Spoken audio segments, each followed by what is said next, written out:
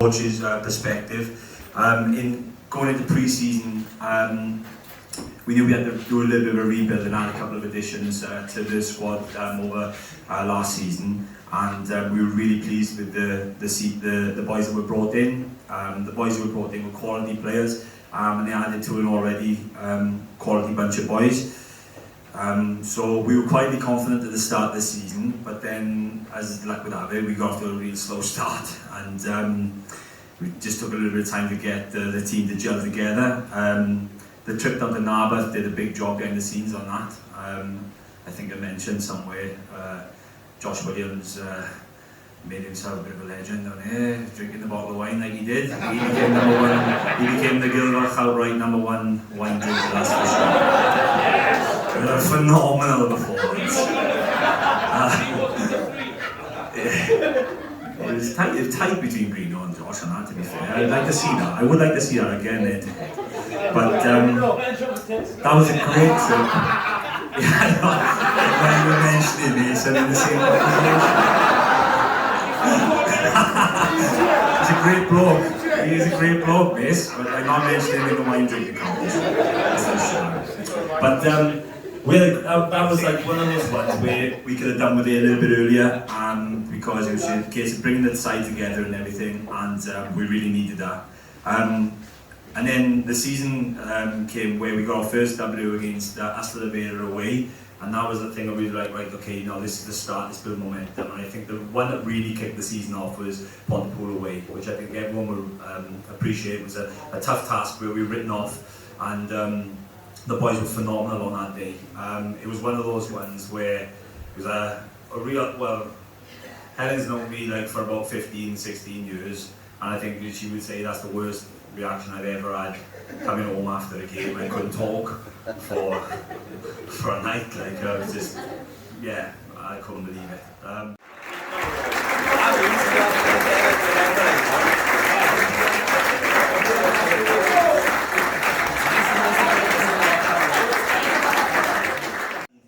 I'll just share a little story about one of the. I came up to Ystrad. I'm not an Ystrad boy. I'm from Porth. I was advised to come and play for Ystrad. They were middle of the road type of club, Division 2, Division 3 at the time it was. I doing my trade. I come here, I remember playing, as soon as I came here, I was welcomed with open arms, and I'm sure all the new boys would agree with me. Supporters of all ages would come alongside, backing up one story that I will live with me until the day I die. I remember being asked to play up in Llandrydn on Wells for the club up in a freezing cold middle of December. It was like playing against Bill Wells. They set this up in midweek.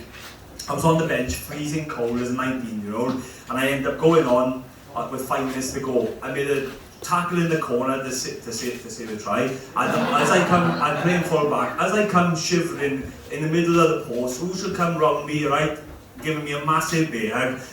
That's what we want in Ystrad Rhondda. Pelican on my shoulder. I'm in the 22 on the field, and he's giving me a hug saying, that's what we want. I remember shivering and freezing, and it lives with me to the day I die. It'll be unbelievable. But thank you to everyone of you. There's some of the players and everything. Some of you have been on this journey with me for a long, long time. And I am demanding. I do ask an awful lot and everything, right? But I wouldn't ask anyone something that I wasn't prepared to do myself as a player. And I hope the boys who played with me for a long time would agree with that, boys, right? I wouldn't do it because I know if you want success, you've got to work hard for it. Like, it doesn't come easy. And you've got to compete against people, because if you don't, other people will. And that's the thing, and that's all I wanted. Like, when I came here to play, was I wanted to compete, I wanted to do well, and could we get a Rhondda club to play at as high a level as it possibly could? Yeah, it would probably be difficult to be able to get that into the Premiership, for example, but you know what? Believe it or not, there's an opportunity to do it next year. That's the reality. The reality is that the way they're changing the goalposts, we're that far, a small margin away from doing it. And you ask the boys and everything, and you're primed, you're in the position, best of the rest. That's what we set ourselves a target for, was to become the best of the rest. You proved it, because you played better rugby than even the top team and everything. They acknowledge that. You've done the business, and you've got a good blend of players here, experienced players, young players and everything as well, who can lend that energy and enthusiasm with 1 or 2 additions as well. There's no doubt next year you can make that top 3, and if the talk is that they say it'll become the new Premiership, well, believe it or not, us Rhondda got a chance of playing in the Premiership. And look, listen, my time, it was always going to come to an end coaching, alright? We get older, things change a little bit, 40 round the corner, I've been doing this since I was 27. Player coaching since I was 27. All my wife has known is me living and married to Ystrad Rhondda as well as me. It takes my every thought, and that's why I have to sort of step away at the moment, because I've got a family, 3 young children. I really want to invest in a little bit of time, the same amount of energy I put into Ystrad, into my family as well, right? So that's one of the things.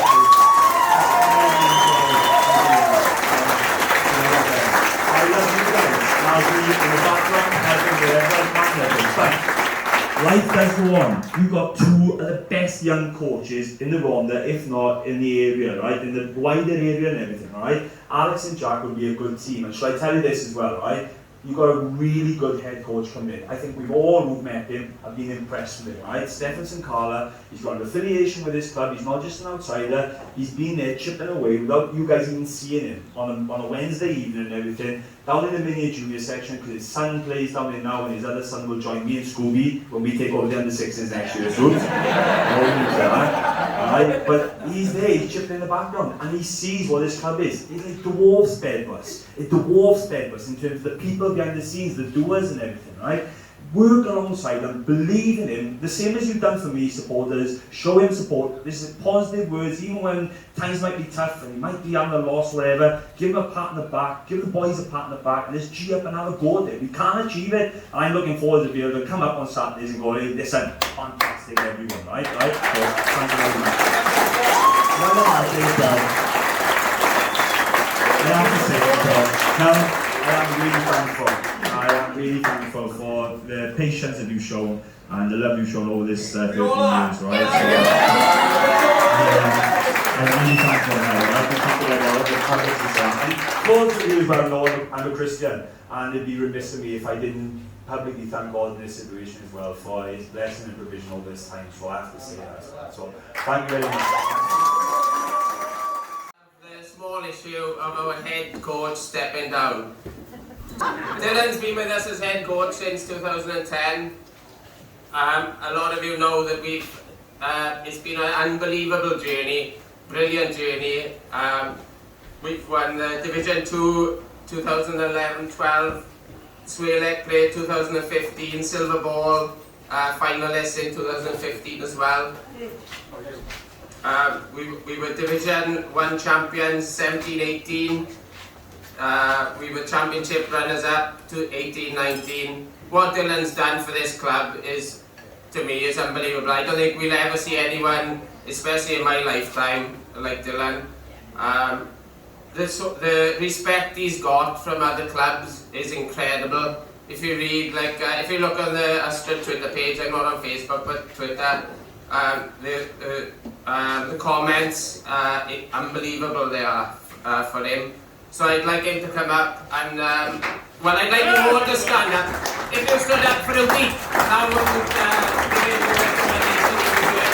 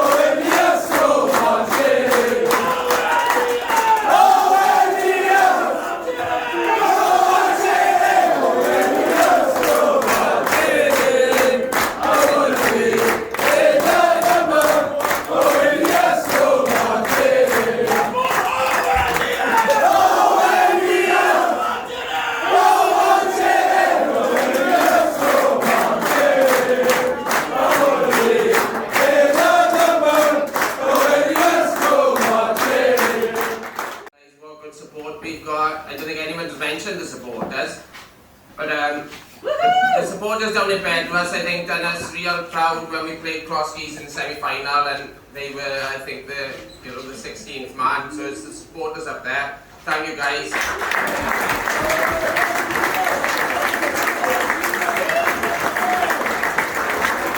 Also, for the final, little village Rhondda, we took 9 buses down to Cardiff. Fantastic support. I don't think anyone expected that. So thank you there. The committee.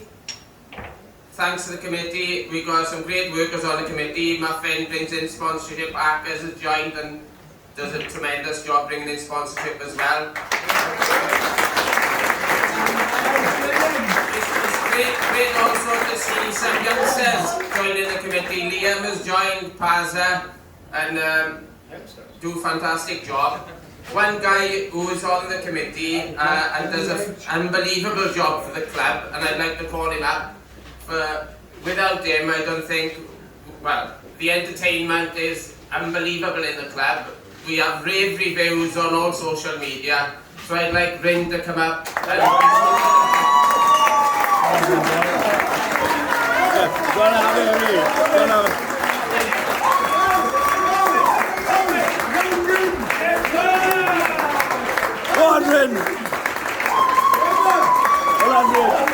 I love it. Special effects on his phone.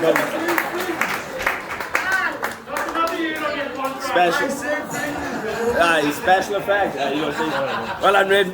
Cheers out. Also, people, I think a lot of people realise, but some don't, how much commitment the coaches put into the rugby club, and especially this rugby club. So I'd like the coaches' wives to come up and receive a little thank you off the club. So Kelsey, Charlotte and Helen, please come up and receive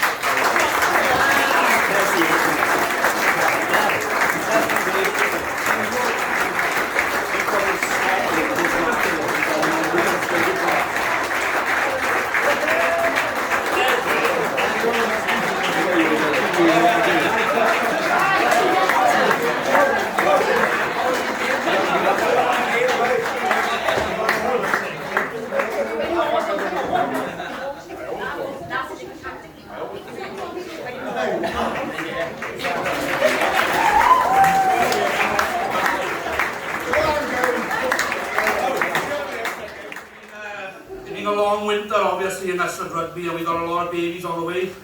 So this is for the mothers more than the fathers of the club. So first of all, we like to call up Jack Gunning.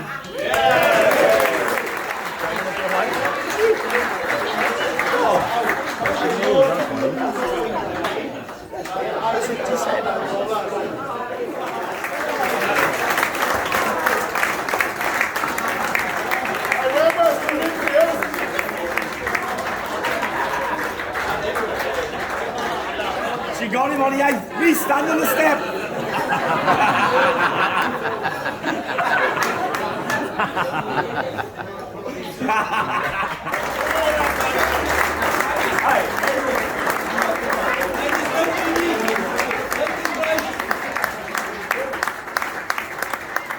He gives the other team more yards than he gives us. Shocking, man. I've said it to him loads of times. He's trying to fight the coach from Narberth as well down the park, and me and Dylan had to step in. Shocking. Alright, 5 weavers out the way you need to go, Weave. Out the other way. Fourth man up, Julia Weaver.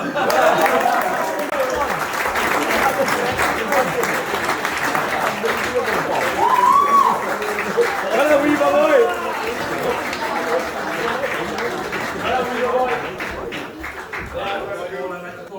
Liam Bryant.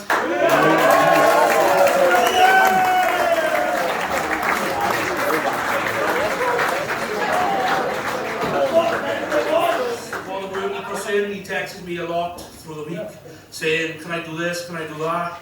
But obviously I got to go through Monkey most of the time to say yes, right? But yeah, second of all, we want to thank Ian Parry for everything he does with social media.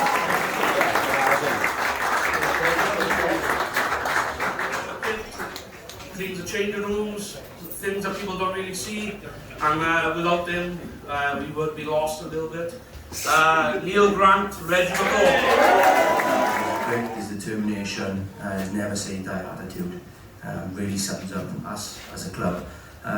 You know, we look on and people will speak about the brand of rugby we played and the tries we scored, but it's got to start somewhere.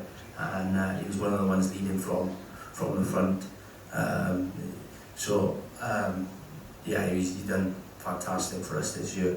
He's going into the programme, he's leading the way as appearances as well, and I haven't done the maths on it, but he's certainly done the minutes to play in appearances ratio, down 80 minutes week in, week out, Saturday, Wednesday, often with no replacement for him. He's got to go and go and go again.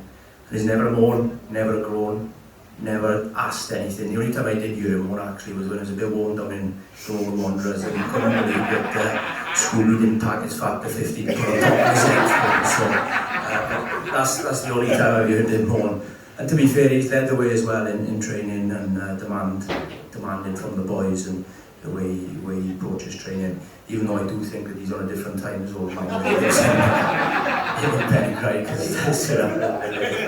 Always forgive him because he's brought the speaker and he's got 3 kids at home. But you know, he's done fantastic for us, and we've come up against some real big packs this season, and he's led the way. So this year's Coach's Player of the Year is Tom.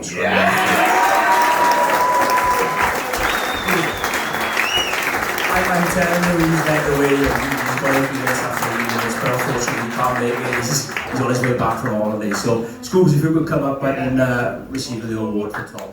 Probably one of the first people to start every week. He makes us a better team when he plays, and he gives everyone confidence when he does play. I think at the beginning of the year everyone was thinking, is he going to be good enough? He hasn't played at this level before. And now I'm thinking, can I keep him at this level and keep him in Ystrad? He's a great player and an even better bloke. This year's player is Josh Williams.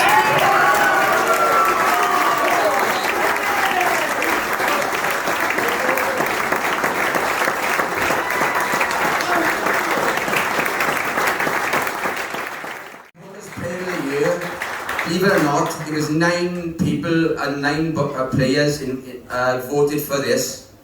But the winner is Josh Williams. The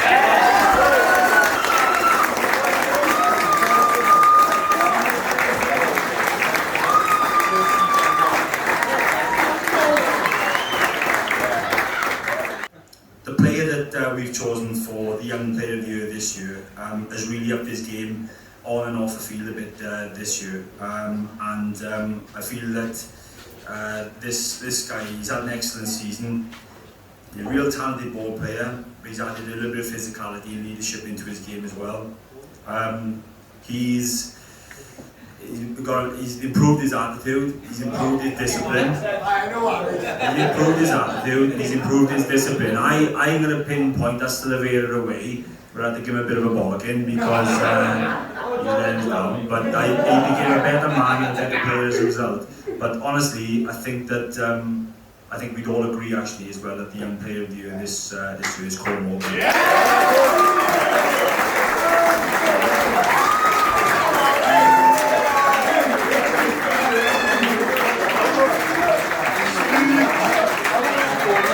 This next award is for the Breakthrough Player of the Year. And the Breakthrough Player of the Year goes to someone that we feel as coaches has developed over the course of the season and established themselves with their contributions through the year.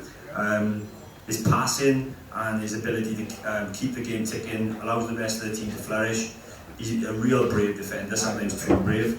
His box kicking is outstanding, and on top of that, what I love about this season as well is he's come out of the shell a little bit. He's become a real team man, even to the point now where I caught him singing on the bus. For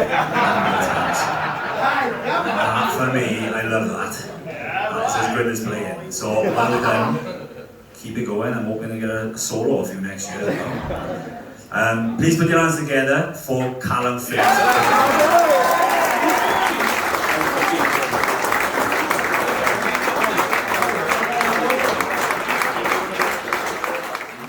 With his 2, And then this season's winner with 15 tries, who dominates, is Curtis Wiggins.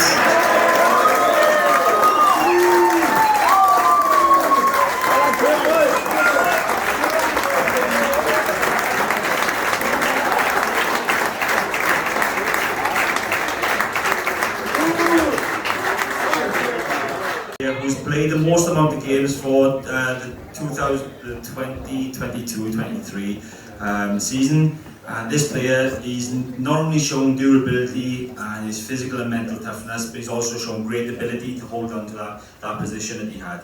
So the winner of the award might not be the biggest in size, but he's definitely got a heart like a lion, that's for sure. And he's become a really important player for us this year. So please put your hands together for Callum.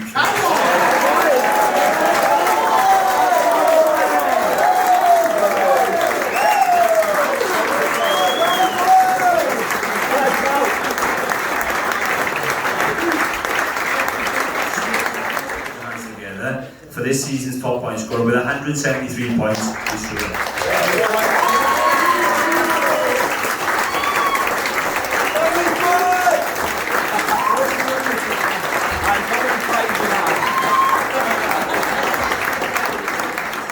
This next award is a real rarity. You won't find this award very often in many clubs, so please give it the respect it deserves. I was thinking about what I can write, but I honestly know that words won't do justice to what I really want to say about the guy. All I can say about him is that, in my opinion, in the modern era, he's been the best club servant to this to Ystrad that I've come across. I remember him breaking into the team when he came out of the youth and everything, and he's just this honest, hard-working, dull forward. Mental guy. He would run through a brick wall and he would tackle anything. And I remember Alzi tried him in the centre one time and it blew his mind. Someone done the scissors and his head blew off. He said, "Get me straight back in there now in the centre row." But honestly, I know my words don't do it justice, but I know every one of you boys who are playing currently feel the same way as every one of us who were playing with him when he first broke into the team feel. He's a player's player, and the amount of times he won player's player over the years when I was playing was just phenomenal. Speaks volumes of him. He's the type of guy who's got the respect of everyone about the place. Like local clubs away and everything, they all respect the guy. He's a one club man as well. A couple of us had a couple of opportunities over the years and everything. A couple of us had a dabble to go away, and he had opportunities. He had opportunities himself to go to Ponty, Ebervale, etc. He rejected them and he stayed because he just wanted to keep giving his best for this club. That's phenomenal, because he could have easily done it, and he's got my huge respect, like I know he's for everyone else's. So, 420 appearances, 421 appearances, and I will say this as well, it's definitely not out. So can you welcome Scooby?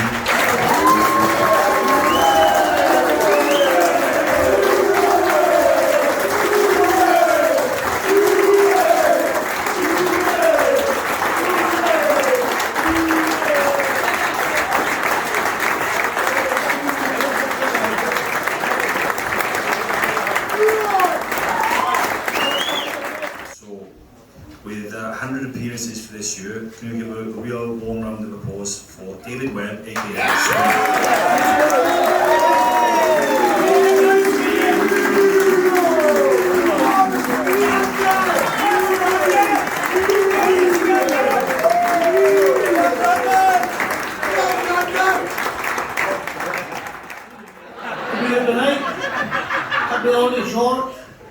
Right, I don't know, there are a lot of things wrong with every club, but there are a lot of things that happen behind the scenes. People understand that there are a lot of running the rugby sides, a lot more than just turn up on the field and do this and that.